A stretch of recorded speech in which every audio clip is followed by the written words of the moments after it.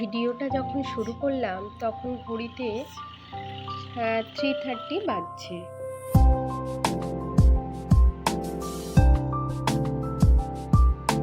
আমি শিপ্রা, আমার নতুন একটি ভিডিওতে সবাইকে স্বাগত জানাই। প্রথমেই জানাই আমার বিটস অফ লাইফের ভিডিওগুলো দেখার জন্য অনেক অনেক ধন্যবাদ। আশা করি সবাই ভালো আছেন।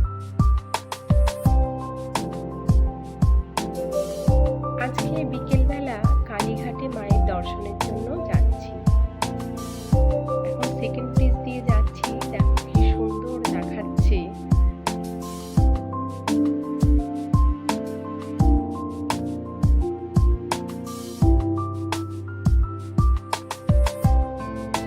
চলুন, মন্দিরে চলে এসেছি।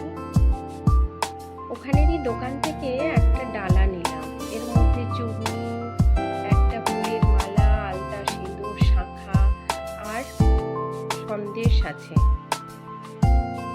ওনারাই আমাদের একজন পুরোহিত সঙ্গে দিলেন, যিনি আমাদের পুজোটা করবেন।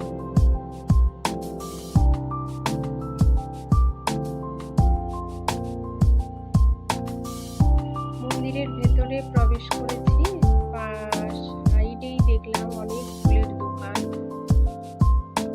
তারপর এই চারধারটা স্টিলের গ্রিল করে বাঁধানো। এটার মধ্যে দিয়ে আমাদের এবার যেতে হবে। এই যে আমার দিদি আসছে, আমরা একসাথেই যাব।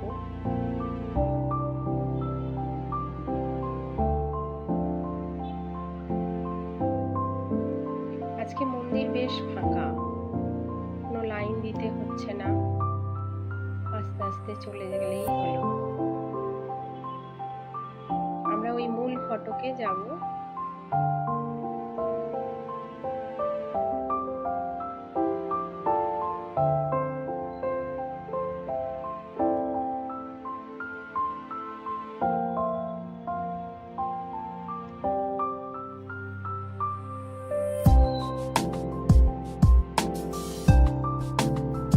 পৌঁছে গেছি। এবার আর ভিডিও আমি করব না, ক্যামেরা এখানে অ্যালাউ নয়।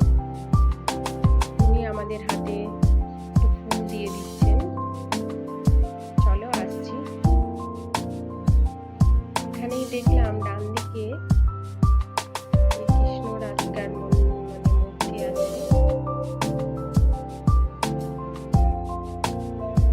পুজো দেওয়া হয়ে গেছে, বেরিয়ে গেলাম আমরা।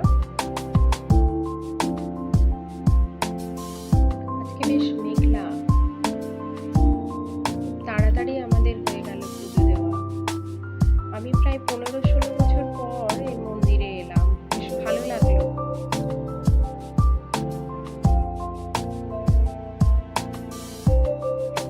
ঘড়িতে এখন 4:45, আমরা প্রায় পৌঁছেই গেছি। আকাশে মেঘ রোদ্দুরের খেলা চলছে, বেশ লাগছে কিন্তু, বলুন।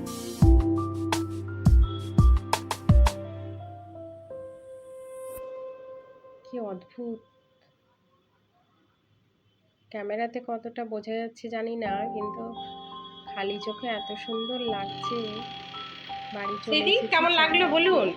আজকে কালীঘাট ঘুরে এলাম। খুব সুন্দর। তুই যে এত আমাকে ভালো এটা একটা ঘুরিয়ে দর্শন করাবি। না না, তার থেকেও এত ফাঁকা ছিল, সেটাই তো আমার এত ভালো লাগছে। সেইটা তো বললো ওই জন্য যে আজকে চিত্রাকে নিয়ে চলে যাও, পুরো ফাঁকা ওখানটা পেয়ে যাবে। পুলিশ ক্ষেত্র তোমাদের আবার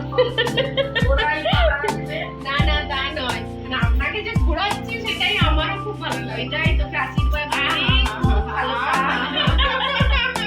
রাতে রান্না চাপিয়ে দিয়েছে, এখানেই খেতে বললো। রাতে আজকে দিদিদের বাড়িতেই খাবো।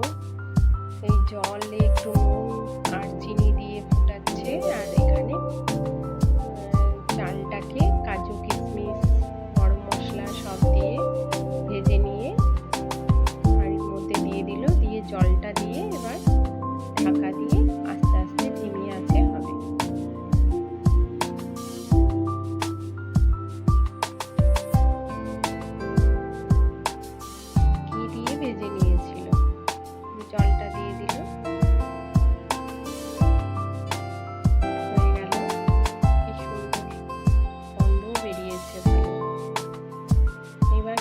পনির বাটার মশলা।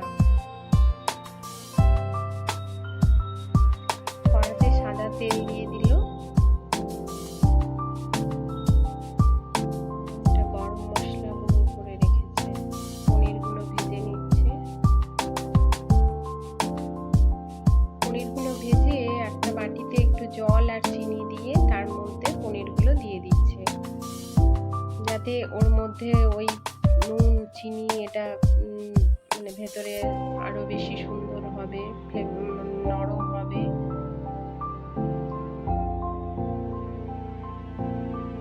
এই দিদির কাছ থেকেই আমি অনেক রান্না শিখেছি, আজও সেই দিনটা মনে পড়ছে।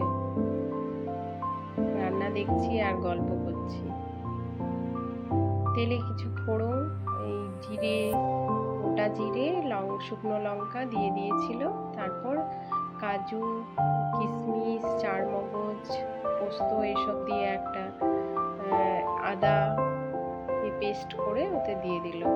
তার সাথে এবার শুকনো মশলা যেটা আছে, কাশ্মীরি লঙ্কার গুঁড়ো দিয়ে দিল। এতে হলুদ দেবে না।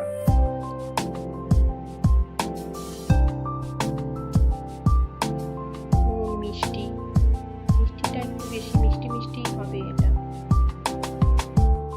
একটু দই দিচ্ছে।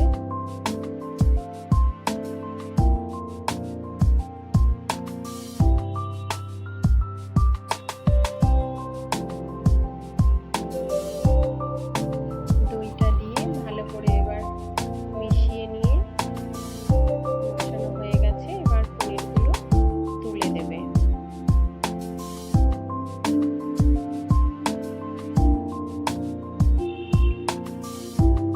পনিরটা তুলে দিয়ে ফুটে উঠলে একটু বাটার দিয়ে নামিয়ে নেবে।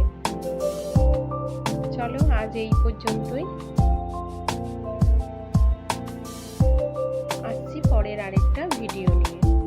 আমার ভিডিওটা যদি ভালো লাগে তাহলে একটা লাইক, কমেন্ট আর শেয়ার করে দেবেন। যারা এখনো সাবস্ক্রাইব করেননি প্লিজ তারা সাবস্ক্রাইব করে দেবেন।